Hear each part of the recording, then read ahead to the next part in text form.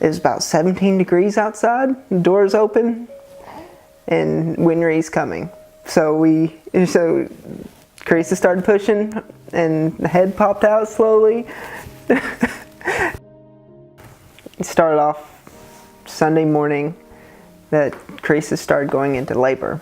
It was very, the contractions were far apart, and we weren't very concerned about it because when we had our first daughter, Kerrisa's water broke, and then contractions started, which we had to get to the hospital at that point. But water hasn't broke, contractions were far apart. Like, well, do we need to go to Amarillo, the town where the hospital is, about an hour away? And they're like, no, we can wait. And I was like, okay. We should have gone to Amarillo at that point. So we decided to pack up, me, Kerrisa, and my brother-in-law, Kerrisa's brother, and try to get to Amarillo before the baby was born.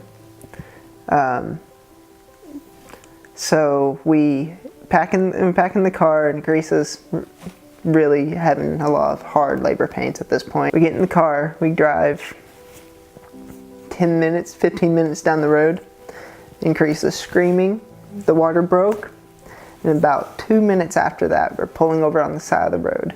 Kerrisa's screaming, "It's coming!" And I was like, oh no. I remember thinking on the way to the hospital, in the midst of everything else, that I told somebody when my mom was on the phone with my brother that I was scared. I remember saying that, and I remember thinking that I was scared because I knew we weren't going to make it another 30 minutes to the hospital. And it wasn't that I was scared that I was having a baby, it was scared that we were going to have a baby on the interstate. The babies, you don't remember that the babies are white, like pale, very pale when they come out. So I was really afraid that Winry wasn't going to breathe or something like that. And I thought was, what if she gets stuck? Because with our first daughter, Amelia, she didn't come out all the way. They had to use a suction cup on her head to pull her out. And that was what I was afraid of. What if Winry doesn't come out? I don't want her to die. I don't want, I was really scared. But we were blessed that that didn't happen. Winry came so fast. By the time that I felt like I needed to push, maybe it was a few minutes later, and I was holding her. Winry came out in about 5 pushes. My brother-in-law was in the car. He had to run down the road to look at where we were at on the interstate. So he was on the phone with 911. And Winry came out just fine, and it was kind of odd, because now I have this baby in my arms. It's 17 degrees. She wasn't breathing. I was just like, she's not breathing. All of a sudden, I realized it was cold, and then she started breathing. It was kind of funny. I was still stuck in my jacket. She's still attached.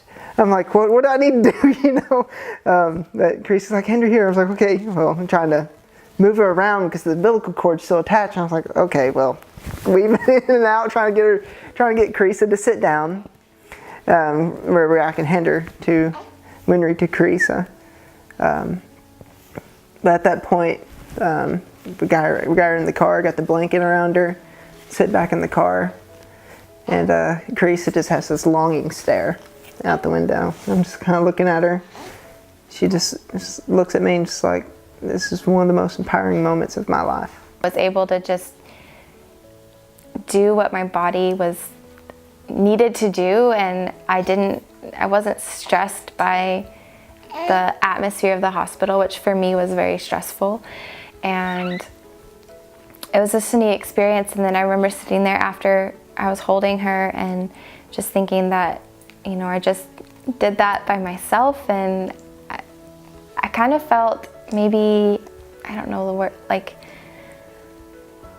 just thinking about all the women throughout history and all over the world who give birth to babies, and we've done it forever, and it usually works out okay. And I guess maybe like companionship between women of carrying babies and all that, but it was just very empowering to think that we just did that and it was okay and it worked out all right. The ambulance got there. They closed the umbilical cord off, and they asked me to cut it. I was like, sure. I've already caught the baby at this point, So I cut the umbilical cord, and we packed up inside the ambulance, went to the hospital, and then that's when when Kerrisa birthed the placenta out.